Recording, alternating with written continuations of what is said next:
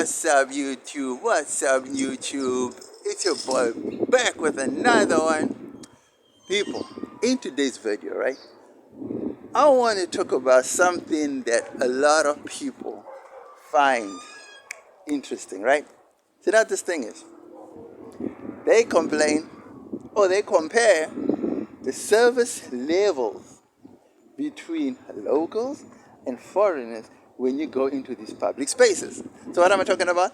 I'm talking about specifically in the restaurant industry and the garages.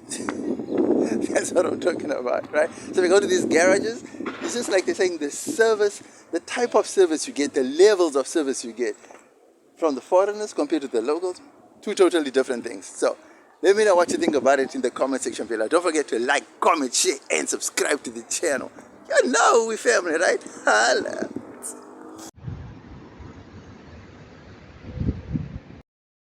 Okay, so from my experiences, right, I'm seeing that all the service levels have been great. I don't lie. Everything has been cool, everything's been good, right? I don't want to lie, right?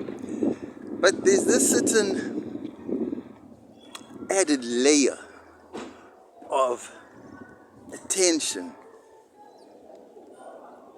smiling, personality.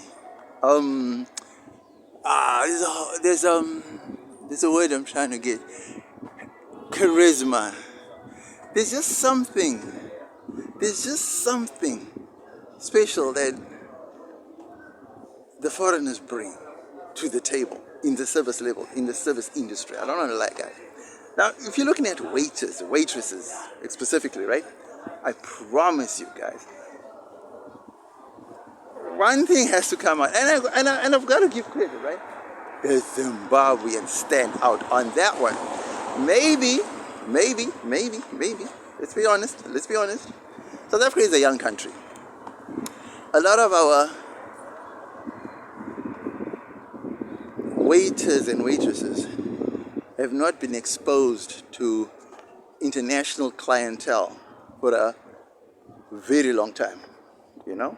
Because South Africa is still brand new, you know what I mean? It's not brand new, I mean, just 30 years independence. That's still fairly new. It's a young democracy, fairly young, you know what I mean? So, obviously, other countries have had independence and they've been exposed to international people much longer. So, over time, I think it develops into that, you know what I mean? It comes down to experience, years of experience, and I don't know if I'm articulating it right, you know what I mean? But I would feel that it comes down to years of experience of doing this thing, right? Whereas compared to people who are newly into it. But that's not to disregard the fact that you always have to be nice, right? So we know that you always have to be nice, you have to be kind. You know, you have to know how to approach people, you have to know how to approach customers and stuff like that. We get that, I totally get that. I'm not saying it doesn't happen. It certainly does. But there's a certain level that the foreigners do it, and they take it to it. They bring this certain bubbly personality with them and this charismatic approach to something mundane, you know what I mean? It just makes you feel so elevated, you know what I mean? It just makes you as a customer feel special. They just make you feel good. They just make you feel, I don't know the wording to put right there because, dude, it's just hard to explain. You got to experience it for yourself. If you've experienced great customer service, then you know what I'm talking about. But let's just give an example. You go to a shop, right? You know, you go to shop, right? You ask someone for, I don't know, you don't see something on the shelf that you're looking for, or you don't see a price, or you just don't see something that you actually want on the shelf, or something to that effect, right? Then you see an employee, you know, in ShopRite colors, and then you ask, you know, sorry, where's this? Just the response, just the attitude, the personality. I'm not saying all of them are like that, but it's people that are new because I don't think they get customer service training. It's just that, okay, do you know how to pack shelves? Do you know how to do this? Do you know? So they just give you just the basic rundown of how to. There's no customer service training. That's what I'm trying to bring up in this whole thing, right? So since there's no customer service training, therefore the customer gets bad service, and it's not that individual's fault, to be honest, right? It's not that person's fault because he didn't get training. All he's just trying to do is trying to be nice. Some don't even smile, you know what I mean? Even if you get to the toll points, dude, I promise you, there is just, dude, I don't know what word to use anymore, because at the end of the day, it really comes down to,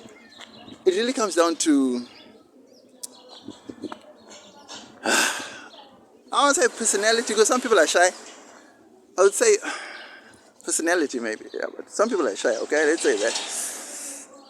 You say, I can't say ignorance either. No, it can't be classed as ignorance. So, bad manners, I don't know.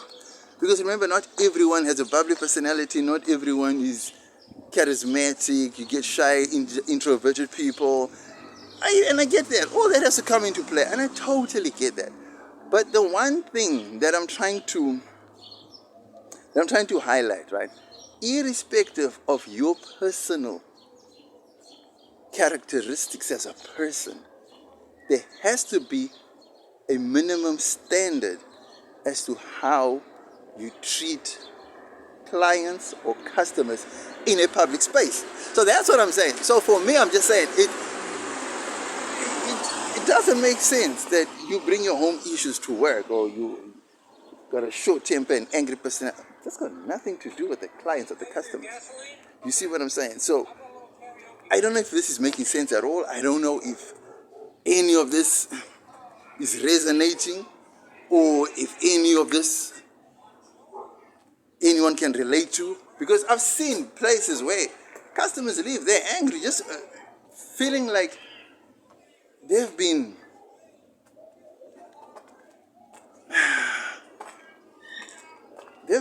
treated badly. You know what I'm saying?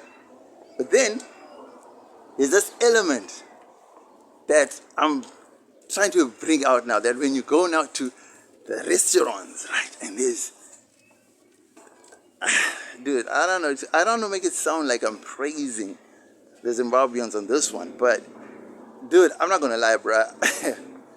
Just the service levels, the smiles, the charisma, the attitude, the personalities, just the greetings, just the body language, just the, man, they make you feel like, I don't know, dude, it's even hard to break it down in words, man. So now I get it why most restaurants tend to hire the Zimbabweans. You know what I mean? Because they just have a certain level, that touch, that Midas touch on how to reel customers in. I mean, they make you feel as if you own the place.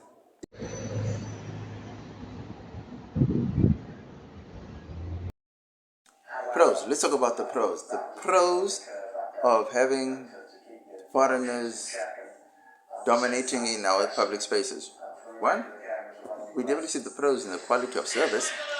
Two, we definitely learn from this, you know.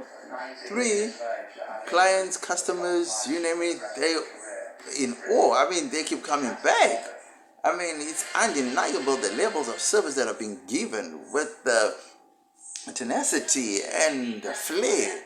I mean, restaurants are in business because of the people they hire, and it's in actuality people who are the real asset to the companies. Because to be honest, you can have the greatest products in the world, but if you have the worst employees to deliver, to service customers, and to actually disperse those great products, I promise you, your business will go down the drain, because people are a company's greatest asset. Even though most people don't look at it that way, but I promise you, if you have great employees, your customers will come back again and again and again.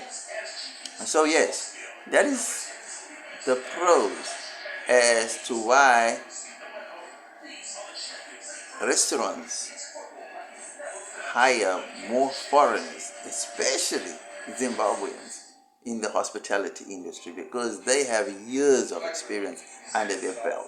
You know what I mean? So I don't fault the restaurants for hiring Zimbabweans. On that note, you know what I mean? Those are the pros I can think of. Maybe there's other pros that you know of that I don't know of. And then you can also let us know in the comment section below. Let us help, educate, and entertain. You know that's what the channel is all about. Next we get into the cons. You know how we do. Hello.